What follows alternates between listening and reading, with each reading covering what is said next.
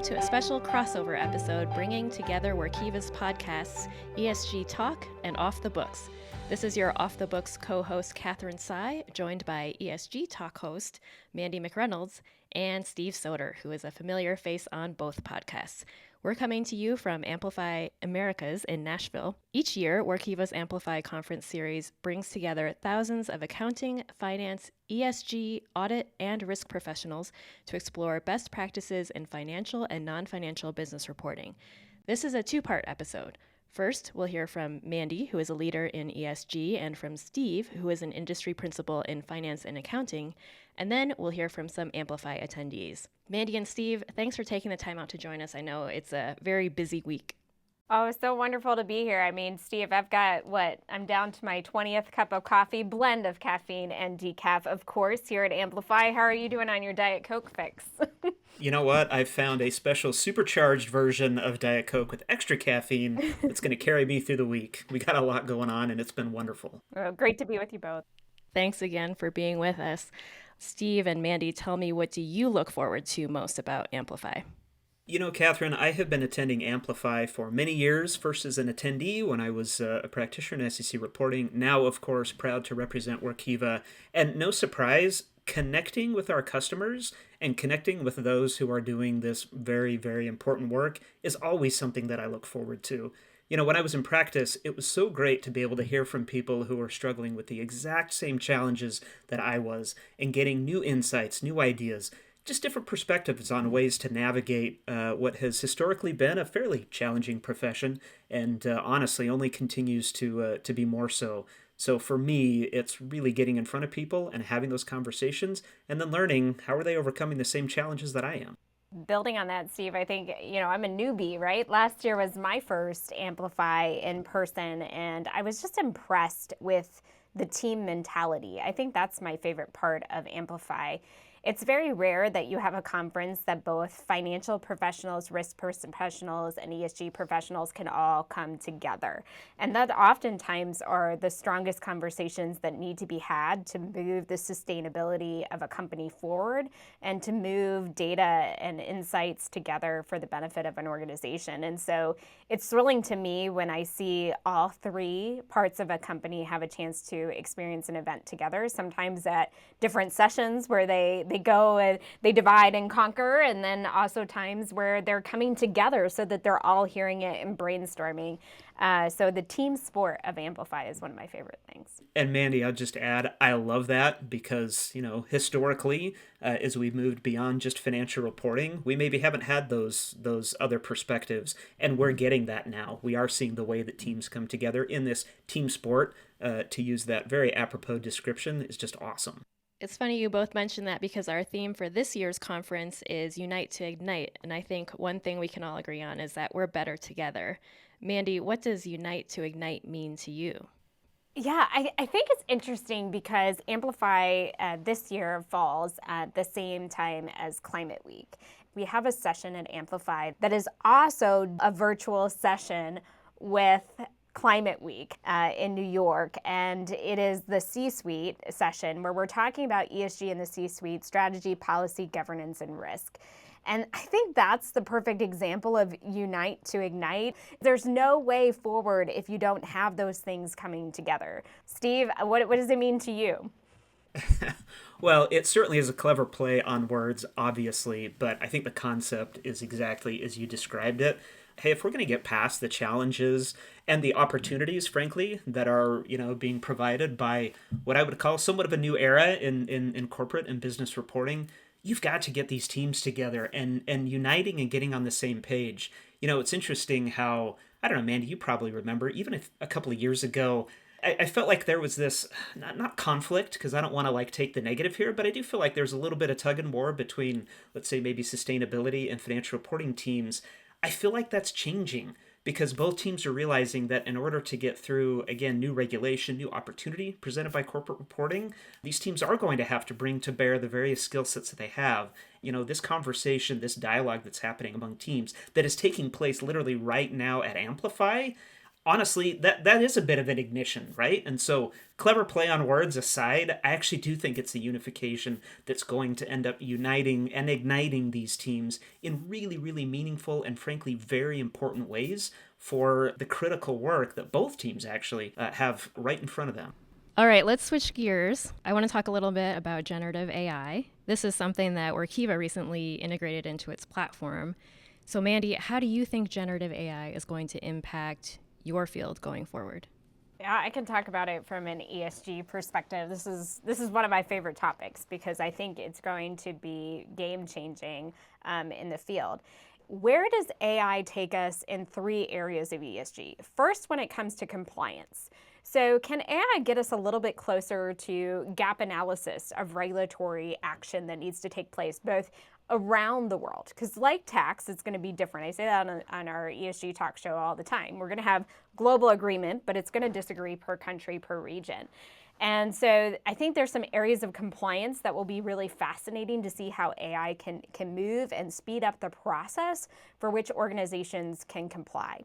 The second area is performance. We might use data to help us move faster towards targeted goals or outcomes for the organization, both from the financial side as well as from the societal impact.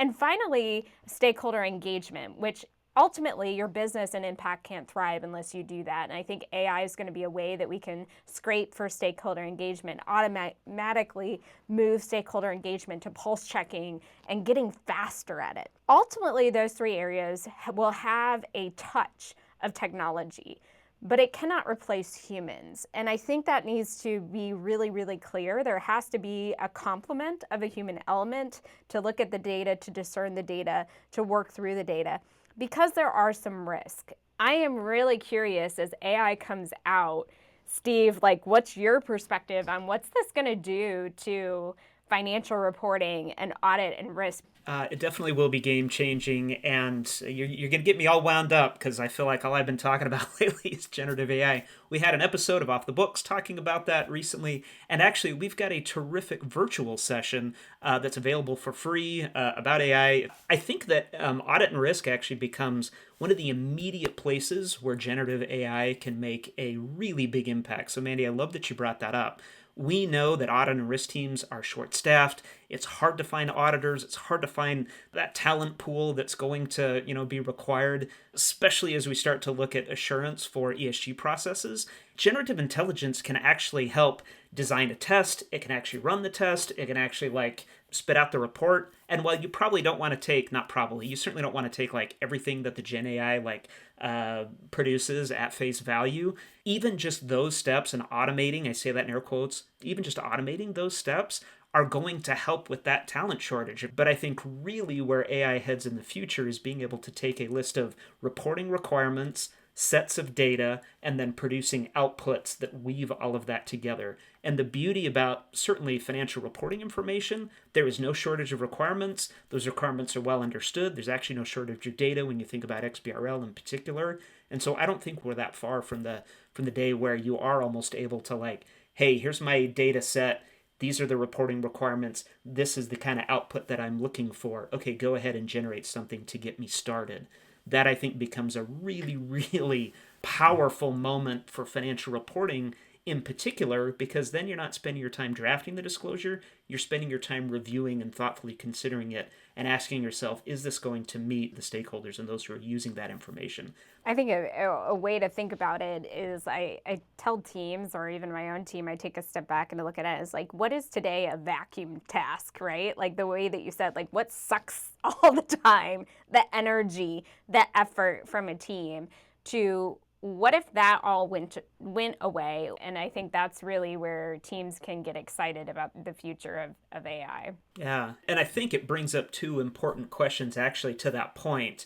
If it's the technology that begins to starter disclosures, for example, what skills do you need to have in order to provide a really meaningful, thoughtful review, whether that's ESG or financial reporting or audit and risk for that matter? The second thing is, what do companies need to be doing today with their data in order to prepare for that world? And we talk about digital transformation, finance transformation a lot in financial reporting. We've been talking about that for a long time. I actually think this makes that conversation even more important, but you probably have really important access and stores of data that could be used for generative AI processes, but until you've gotten to the point where you can kind of unleash those, that Gen AI tool might not be as helpful as it otherwise could be. And I think, Mandy, that applies financial reporting and ESG as well. Things are changing so quickly in generative AI. It feels like a topic we'll be talking about for a long time. But Mandy and Steve, both, thank you so much for sharing your insights with us. Thank you so much. You can tell we had our Diet Coke and our coffee. We were very excited to be here, excited for all the incredible conversations at Amplify. So thanks so much for having us together. Yeah, appreciate it, Catherine. This has been wonderful, and echo that, Mandy. We got lots more to come. In the second part of this episode, we'll be hearing from Amplify attendees who work in finance, accounting, sustainability, audit, and risk. Regardless of their individual role, they all shared how the convergence of these sectors have evolved and are now more connected than ever. First, let's hear from former Off the Books podcast guest, Jonathan Gregory, the North America Controller at the Hershey Company.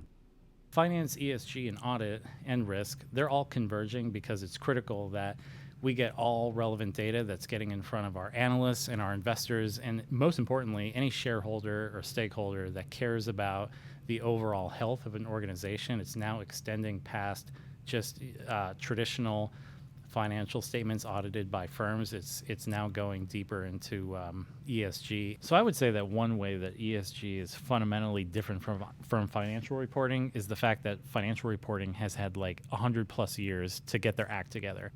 ESG reporting is a little more complex just due to the fact that most people aren't familiar with this non-financial data.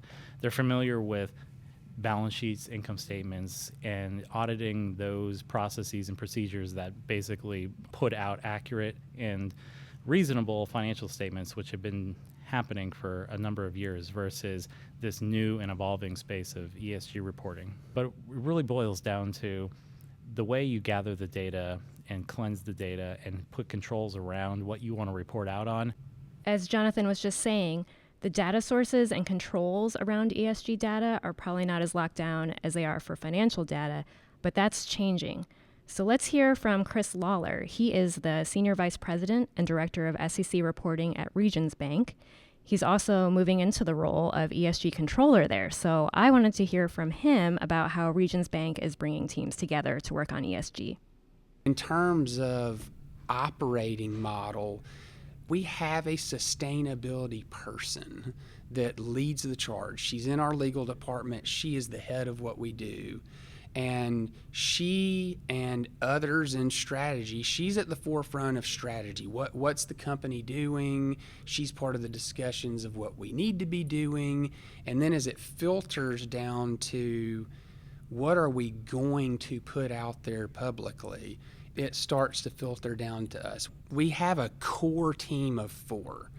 2 happen to be in our legal department. One's an attorney, one's an accountant, both are in our legal department.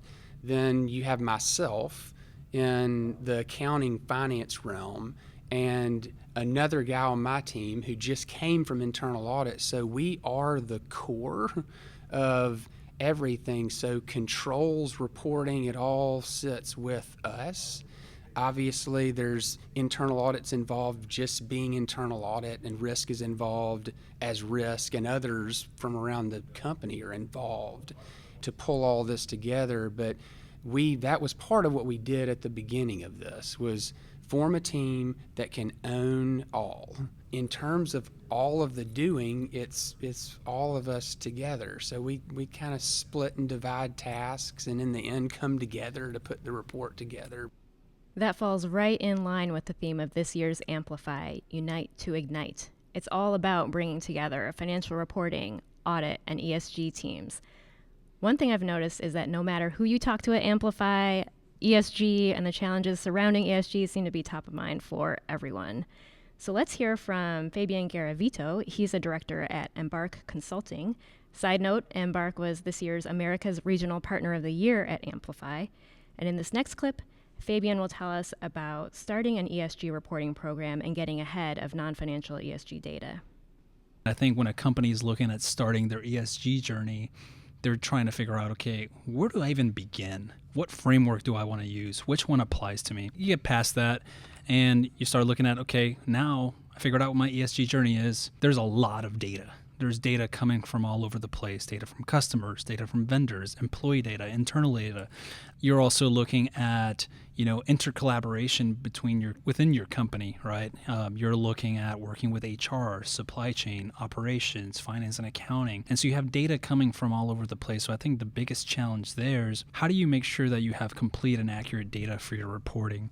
How can you work together with these internal teams to make sure that you can put together an accurate report that's not going to get you a lawsuit for something like greenwashing?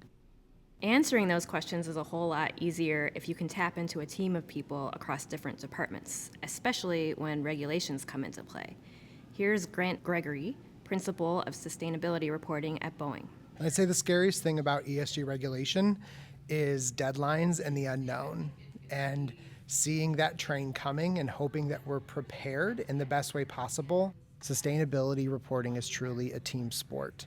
So making sure that we have the data collected up front, moving all the way through the audit process, fully understanding what our current and upcoming risks are, and then making sure that we have and are making decisions that prepare us for the future and what's to come.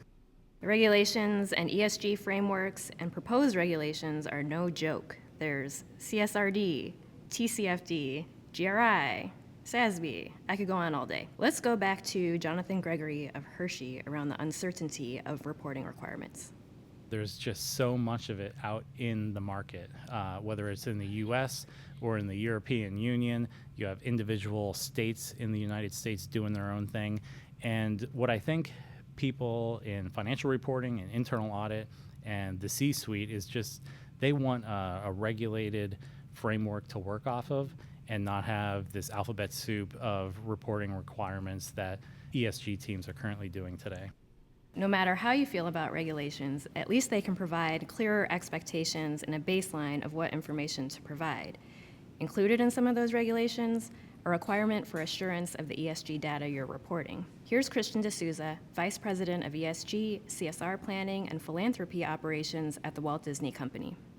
Assurance of ESG data is interesting. I think it's going to be, again, I keep using the word complex. There's a lot of data that goes beyond what is easy to comprehend, how you will quantify it, how you will verify it, and then how it will be assured. And then I also think that it'll be made complex by the timelines that are involved. I know that, on the environmental side, for example, a lot of information is going to have to be estimated just because of the timing with which companies receive bills to even be able to measure their emissions, for example. So you have to estimate it. But in the financial world, if you estimate something, you have a chance the next year to come back and catch up and effectively offset anything that wasn't exactly right in your prior year estimation. And you can do that with dollars, but you can't really do that with carbon emissions. So I don't know what leeway will be given to estimate as companies. It isn't clear to me yet how we're going to address that and approach that. And if we're going to take the same approach as financial assurance or if a new approach is going to need to be evolved. And I also think that firms, to be able to assure in the ESG space, are also just learning this along with everybody else. So I think everybody, outside of the company even is having to come along on this journey, and it'll be an interesting one. I think assurance kind of scares me, honestly. I think it's important, and I'm glad that is a piece of the regulation. It all brings an element of making this space a more credible space. It'll help companies, force companies to have to do what they need to do to comply and evolve and contribute to the various environmental, social governance aspects that are important, I think, for companies as we move forward as a society. And the assurance is part of that, but it is a very complicated space that I'm going to have to wrap my mind around. The path to assurance will be challenging for everybody, but there is an upside for ESG. Fabian from Embark and Chris from Regions Bank will share their thoughts on that. As my firm Embark continues to grow, I'm seeing the ESG landscape grow with it. So as it changes, we need to be able to adapt, and I'm able to build something at Embark from the ground up. Not only that, it's just really cool to see a lot of push for truly important topics, right? Like, how are you treating people? Are you hiring enough minorities? Are you hiring enough women to management positions? How are you treating, local communities if you operate internationally? Just things like that. I think those are topics that for a long time were really overlooked and now are getting a little bit more important and a little bit more oversight, which is a good thing. Personally, I just like doing something new, so it's been exciting, and it's so moving from purely financial to getting to also do non-financial ESG related things. It's exciting in that because it's good. It's like what all good can we tell about our company this year versus, not that we're not telling good things from a financial perspective, but it's real compliance feel and have to do these things and highly regulated. So it's so much of a feel-good thing, which is great, and it's great dealing with the hundreds of people that we deal with internally that all want to tell great stories. So that's so awesome. And then when I think about it, how they all tie together and how Workiva, frankly, is part of that, just being able to see how we literally can start with one thing and physically connect the data across workspaces and other places where it's like people see the magic, right? It's like, oh, I provided data that landed in your 10K and then you didn't even ask me about it the other 2 times that it landed, or 3 times that it landed in different places. So it's pretty cool seeing people think, oh, that is nice. I didn't have to send 15 emails that were triplicates of each other. And so that's the coolest thing to me. And it's somewhat, for those of us that have been dealing with Workiva for years and years and years, it seems elementary, but for those that are way outside and just being brought in, it's like, oh, you actually take minutes and hours out of my day. So technology is going to play a big role in the future of reporting. Mandi and Steve talked earlier about generative AI and the role that it could play in assured integrated reporting, but let's hear from a Workiva user. Heather Holding is the head of Enterprise Risk Management and the Chief Privacy Officer for Best Egg.